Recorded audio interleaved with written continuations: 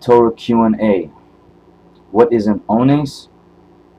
How does one achieve it? How does one make sure he doesn't gain one? And how does one remove it? Is there a way to make sure you never get one? Okay, an ONAIS, which is in Hebrew, an ONAIS is really the way to categorize it. An ONAIS is something that becomes obligatory according to the Torah, and it becomes a law from what I learned and whatnot. It's when somebody does something special, particularly special. It doesn't have to be a mitzvah or not, and they do it special for God. So an ONAIS, bear in mind, is for God. Now, how does one achieve it? Before we get into that, I'll give you an example of what an ONAIS is. Let's say you have a martial arts champion, and there's a tournament every year, right? Let's say he's in 5th grade, and growing up he just wants to show his respect to God, and time frames or periods don't matter when it comes to an ONAIS, which is why I'm using this example. So if he says he just wanted to do it for this period of time, it ends up being obligatory for him afterwards, unless he has it annulled by a special prayer, really. Let's say after the champion wins a match, defending champion, for example, he wins a match at a martial arts tournament. So he bows to his opponent in the end, martial arts bow, and he bows to the judge or judges in the end. And for example, he bows to God at the end of a hard fight or any fight, or he bows to God at the end of winning the championship, for example. Those are special things done for God. So keyword, for God. So you're doing something special for God. Now, how does one achieve an ONAIS to where it becomes obligatory? When you do something like that 3 times, right, it becomes an ONAIS, an obligation to do it, unless you have it annulled, or unless one of the following. You say out loud, I don't accept this as an ONAIS or as a vow. An ONAIS is like a vow, really. You say out loud. This is one of the ways to make it so that you could do something special and you don't accept it as an ONAIS, particularly. You say out loud, one of the ways you say out loud, you say, I don't accept this as an ONAIS, I don't accept this as a vow upon myself, and then you do it. So it's before you do it. Or let's say you've done it once or twice, and you say it afterwards. You say, I don't accept this as an ONAIS, I don't accept this as a vow. Or, as the Torah teaches, you think it. Some people like to say it out loud so they remember that they've done it. Or you think it to yourself, that you don't accept this as an ONAIS, that you don't accept this as a vow, right? Or there's a different case, which is particularly, well, people prefer to say it out loud if this particular situation happens. There's a particular one where before, bear in mind, it's not just saying to yourself out loud, it's not just saying out loud that you don't take everything as an ONAIS. So this really seals the deal once and for all. So any ONAIS that you do, anything special for God that you do, really is called an ONAIS. But we'll say anything special that you do for God, you say it out loud before doing any ONAIS. When you're not doing an ONAIS, keep in mind, wouldn't count. If you're about to do an ONAIS, like let's say bow to God at the end of winning your championship, and right before you're going to do an ONAIS, before you do it, not after, not even for the next time, but before you do it, right before you do it, one of the following, you say out loud, for example, I don't accept this as an ONAIS, I don't accept this as a vow. Or you think to yourself, actually, wait, I'll clarify. Before doing an ONAIS, to really make it so that you never have to say or think to yourself that you don't accept this as an ONAIS, that you don't accept this as a vow, is Right before doing an onis, for example, right before bowing to God after winning a championship at a martial arts tournament, for example, it's something special for God.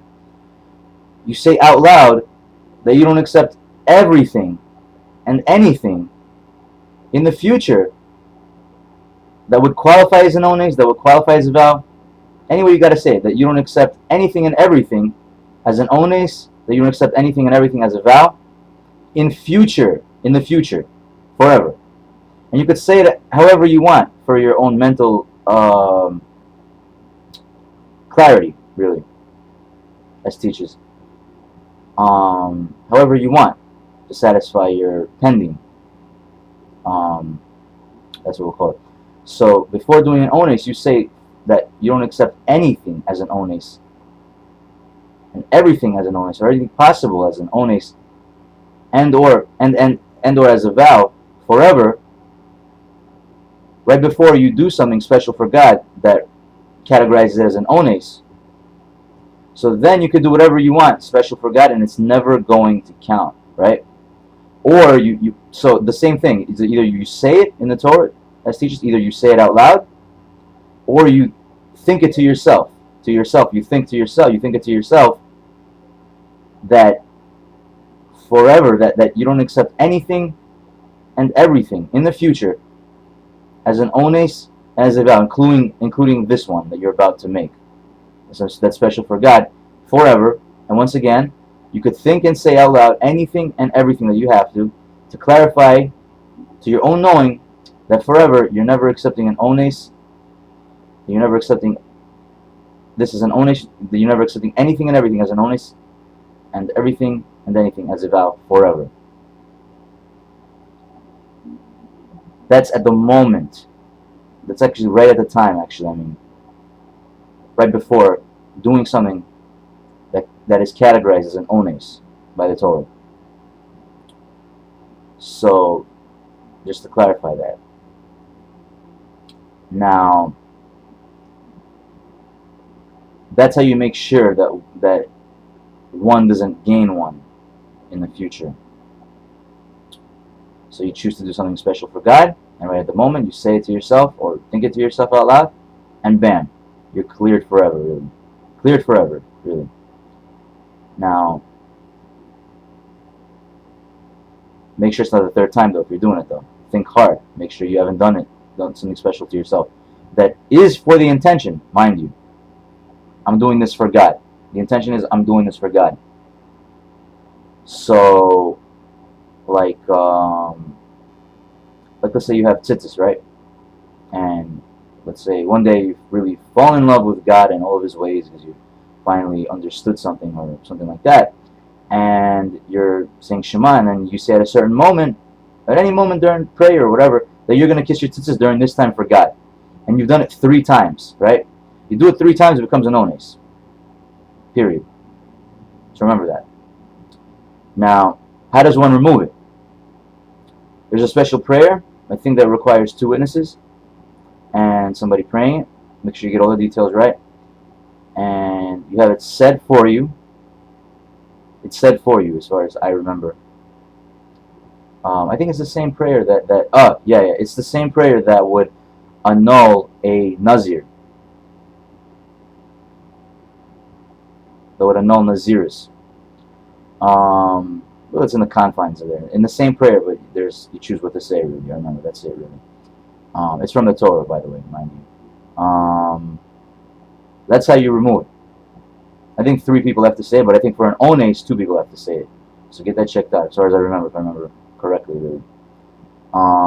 So that's how you remove it. Remove it. That's once you've done something special for God 3 times. So, let's say a boxer. He has a punching bag. He's ready to start a workout session, and he wants to feel God in it, for example, maybe, right? So he moves to the side, away from the punching bag, and he bows to God, and then he starts his fight practice.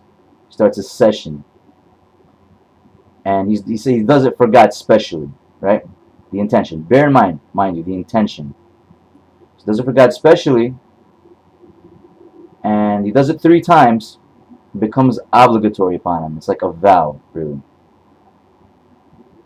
So that's an example where you have the special prayer said to remove an ones. Just ask people what the ones prayer is. That's how you find the Nazir annulment prayer too, when you're looking for the ones prayer.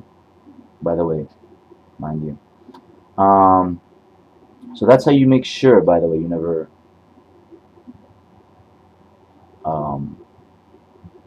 get one. So I think that answers the question fully. So what is an ones? How does one achieve it? How does one make sure he doesn't gain one? And how does one remove it? Is there a way to make sure you never get one?